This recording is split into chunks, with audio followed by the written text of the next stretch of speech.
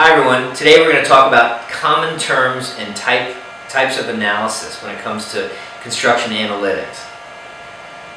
The learning objectives for this module, I want you to be able to define common terms of data analytics when you're finished. For example, statistics, descriptive statistics, inferential statistics, define common types of data, for example, quantitative versus qualitative data are the major types. And then I want you to be able to have some knowledge about arranging data into groups. Let's start off with statistics. Statistics is the science of collecting, organizing, summarizing, analyzing, and making inferences from data. Okay? Statistics is divided into two major categories. We have descriptive and we have inferential statistics. Okay? So here you see statistics and how they've been divided up. If you're having a hard time seeing the slides from the projection here, please make sure you download the slides and follow along in the PDF off the web. Okay, so staying with one side of that, the descriptive statistics side of it, really what that includes, it includes the collection, organization, summarizing, and graphical displays around data. Right? And we're going to spend most of our course for construction analytics on descriptive statistics. At the very end, we're really going to get into a little bit of inferential statistics, and I'll talk about that more here. But I want to make sure you understand the differences and you see the major ways that we break down statistics. Okay, when we actually look at different analytics that we're going to perform in terms of descriptive statistics in this course, we're going to look at things like median, mode, and mean, frequency polygons, frequency distributions, standard deviations, and then 5-point data or box plots where we look at quartile information, and I'll explain a lot of that more as we get into other lectures in the course. Jumping to the other side now and actually looking at what inferential statistics includes. It includes drawing conclusions from data, understanding patterns in data, defining correlates, and making predictions. Okay, and the way that we operationalize that typically is we use hypothesis testing or probability, or we use statistical inference. For example, in modeling, for example, regression modeling is one methodology we'll use to operationalize a concept in inferential statistics. And then finally, if we are able to get really good data, we'll be able to perform predictive modeling as well. And this is one of the most difficult parts to do. All right, let's look at data itself. Data are the values or measurements that variables describing an event can assume. We talked about in the previous lecture as we move from indicators and we operationalize a concept through looking at indicators of that possible concept. When we measure, when we apply a measurement to those indicators, they become variables. All right, so this really backs that up in many ways. Data are divided into two major categories. We have quantitative data and we have qualitative data. And this should say data right here.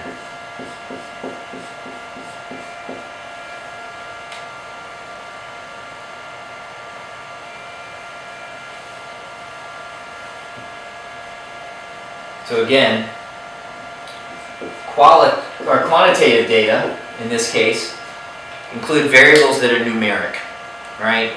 Previously I mentioned in the former lecture that 0 to 100 or 0 to 1,000 or 0 to 100 million, these are all numeric values, right? And within those quantitative data that are numeric, we have discrete and we have continuous variables. A discrete variable or discrete variables are those that assume values can be counted, right? If it's discrete, it can be actually counted, right? And that's an important distinction. For example, the amount of rain in the month of April on your construction site. So you could either count that in terms of inches, you could count that in terms of days. But continuous variables are variables that assume all given values between two values or limits on either side. For example, the time it rains on your site during one 24-hour period, right? So we have a limited time period, and we want to know exactly how much it rains during that limited 24-hour period. It could be hours, it could be hours and minutes, things like that. Okay? That would be a continuous variable.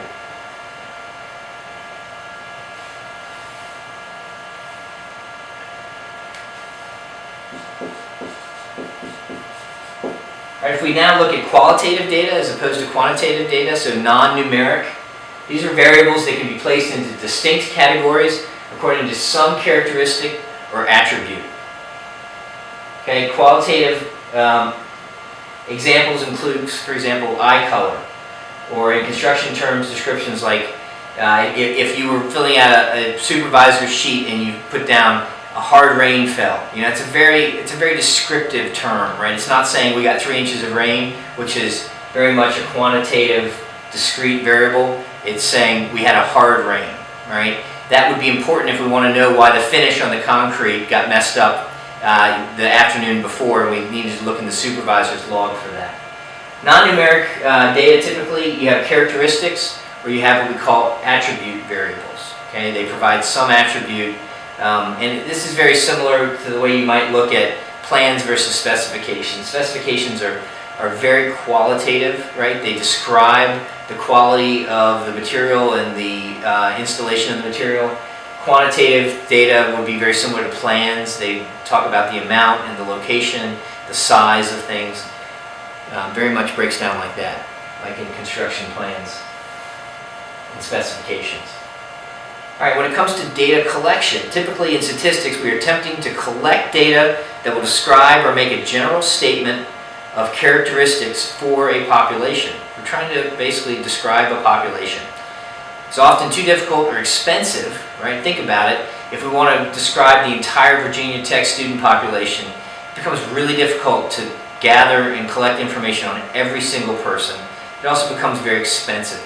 So typically what we do is we define a representative group. We select a group of students that we think represents the larger scale of the population of students, and we call that a sample, right? And we will perform our analysis and our measurement on that sample group that we believe is representative of the larger population.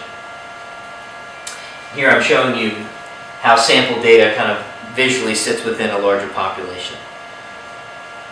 Population consists of all subjects that are being studied. For example, we want to study, another example besides the student population here at Virginia Tech. We want to study the efficiency of delivering surgical units in hospital projects in the U.S., right?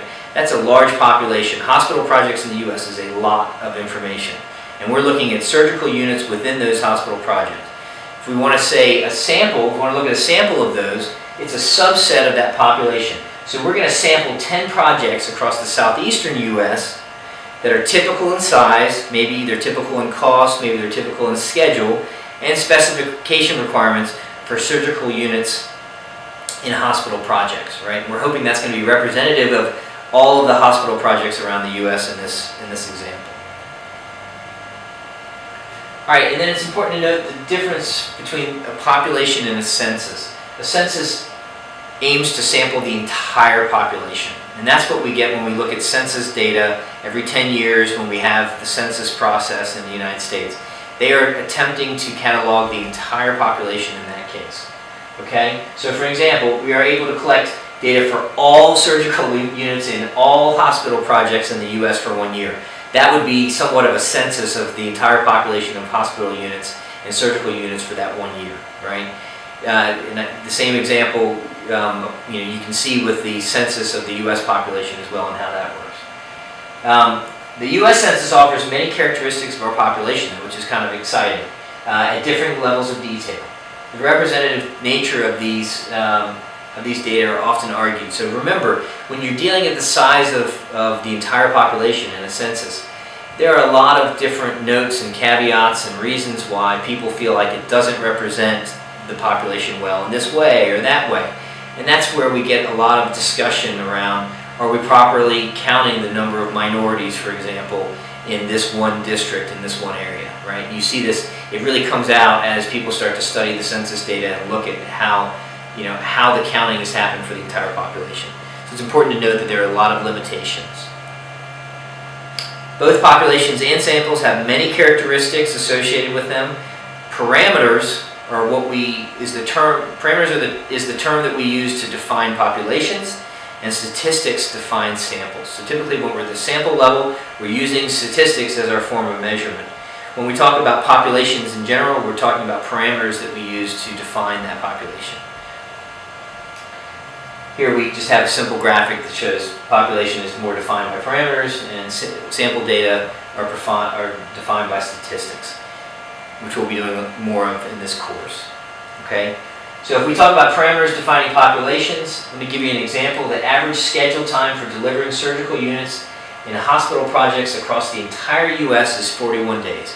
That's a measurement, a parameter that we're placing across the entire population. It's an average for delivering surgical units in terms of schedule across the entire U.S.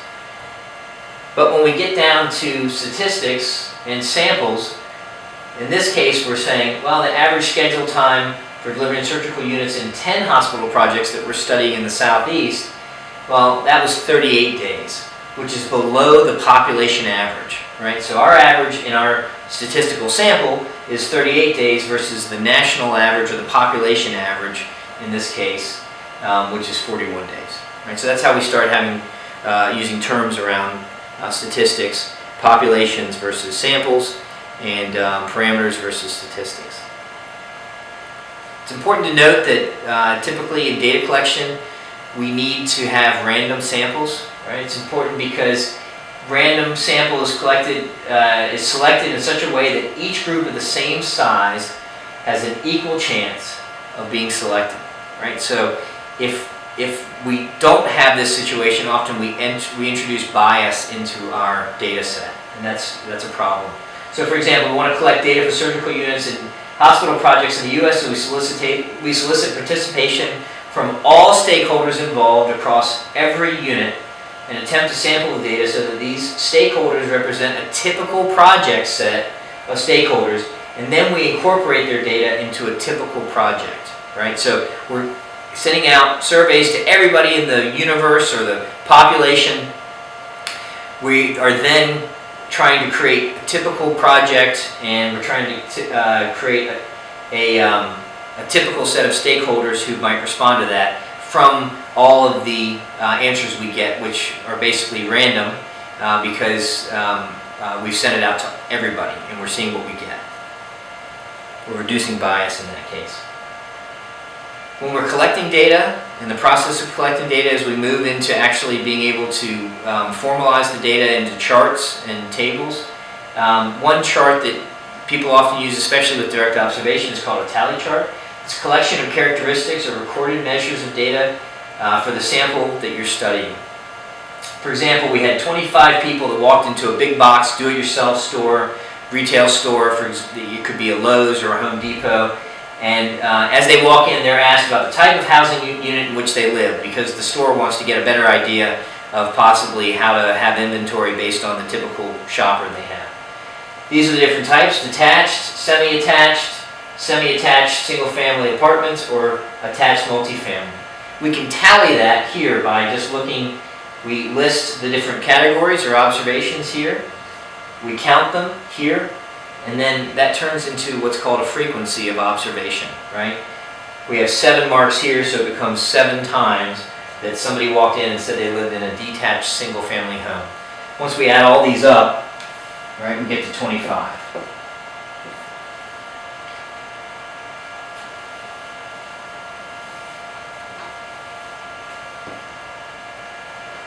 Taking it a little further, once we move from the process of tallying the frequencies, we can start creating tables as well. We're going to move into this in the next lectures in the semester. But once characteristics or recorded measures of data for the sample are collected, we use a tabular format. In other words, we create tables for analyzing the data. Example, a weekly recording of temperature and humidity on a construction site for comparing to interior humidity readings as well. We got a building. We want to look at how much rain is happening and the temperature and everything that's happening outside the building, and gauge whether the building has good tightness and whether we are seeing a lot of that humidity inside the building. We could show it in a table like this, right? Here's where we list the week 1, the day of the observation, the temperature that was recorded on that day, and then the relative humidity that was recorded on that day as well. We're creating a table based on these data and the observations for each one of these days, and we could go to week 2 now and have the same amount of days in that as well. And this is really to give you the final slide, reinforce the different types of data sources. I'd really like you to go and look and try to walk through some of the data sources, look at RS means, look at census data, Bureau of Labor Statistics, get an idea of what is available out there. We're going to be using some of these numbers later in the semester, and I want you to be familiar with it. So everything we just talked about, all the different types of information and types of data, statistics versus parameters, all of that can be found in different ways, either through a primary data source or a secondary data source. And in this class we're going to be talking more and more about how we use these. We turn them into tables, and we use them effectively for drawing inferences that will help us go from kind of a concept and operationalizing that concept to having a measurement of that concept. Thank you.